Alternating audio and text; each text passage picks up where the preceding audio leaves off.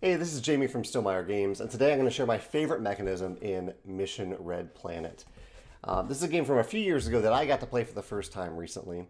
I played with, it was almost a full group. I think it was 6 total players. The game does play smoothly up to 6 players because there's a lot of simultaneous actions in this game. You're using a bunch of your little units to get area control on Mars, discover some resources on Mars. You kind of discover the value of different areas, and then you decide how many people you want to allocate to those areas by shooting them off on rocket ships.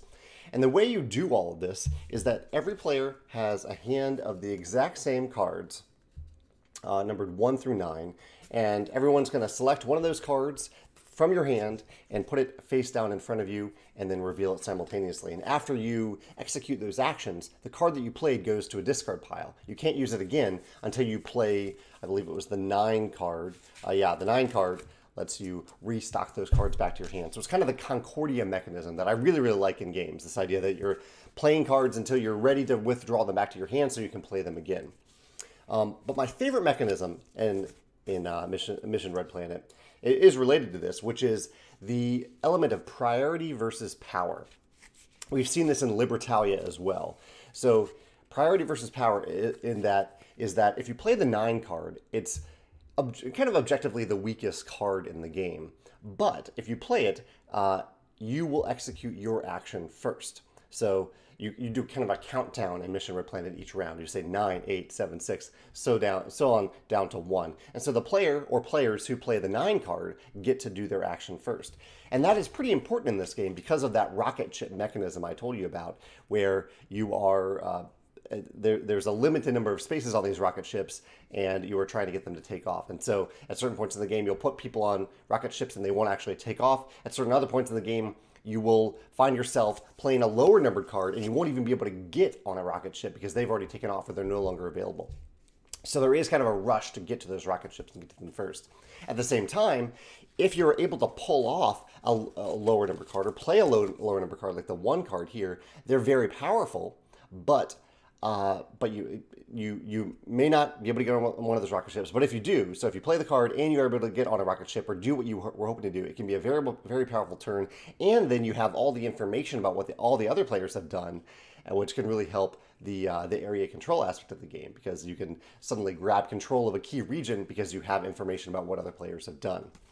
The game does break down the rocket ships and the playing of cards and the area control in different phases to mitigate that information a little bit, so that in general it is really truly a tug of war between priority versus power of these lower number cards. And overall, I just really like this mechanism of deciding is urgency important? Is getting what I definitely want really, really important this turn? Or is it more important for me to risk not getting exactly what I want, but playing a more valuable card? In general, I really like that mechanism, and I like how it's executed here in Mission Red Planet. I mentioned some other examples. Concordia uses the card withdrawal system. Libertalia uses, in a very different game, it uses a very similar system to this, in that the more powerful cards are very high numbers, but you may not get and those cards help you grab the best treasure, the best loot, but they execute in a different order in a certain phase of Libertalia, which can prevent you from getting exactly what you want, or can disrupt your plans if you play a higher number card.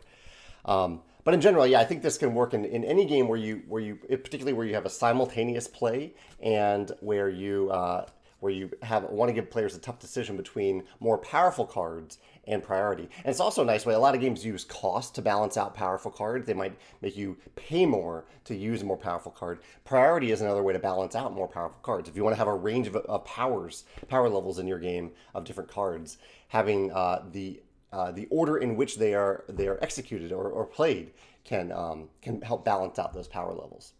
So yeah, I'd love to hear your thoughts on Mission Red Planet, or your thoughts on any other games that use a priority versus power system or decision point in those games. Thanks.